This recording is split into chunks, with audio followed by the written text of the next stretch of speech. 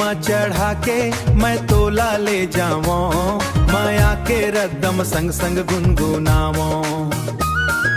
हासी फुलवा जिंदगी भर सपना माँ सजावो, हासी फुलवा जिंदगी भर सपना माँ सजावो, हासी फुलवा जिंदगी भर सपना माँ सजावो।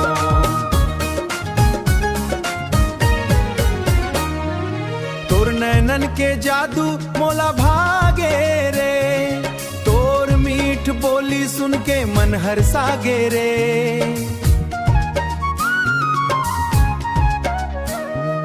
गाँव के गलली संग माँ घुमावो, तोर खुशी खातिर चंदाला बुलावो, तोर खुशी खातिर चंदाला बुलावो।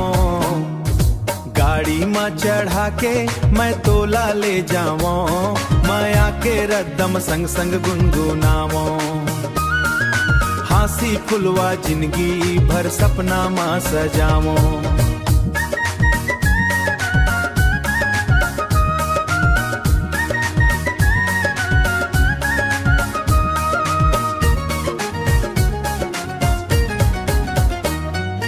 बरगद के छाँव माँ तोर हाथ धरहूं, सपना के महल ला धीरे धीरे गढ़हूं।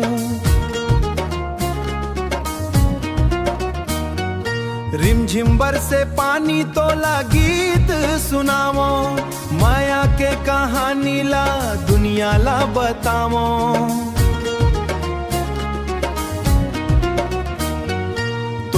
बिना सुना लागे मोर हर एक बहार, तैरबे संग मोर तब चमकी संसार।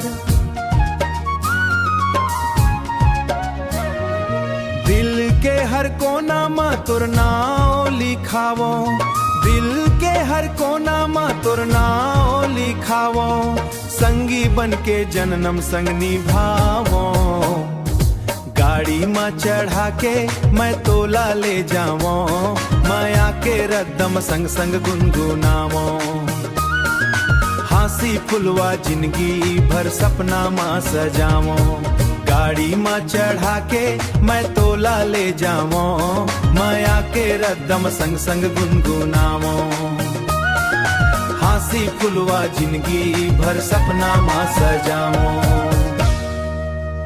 धन्यवाद। जेलियो।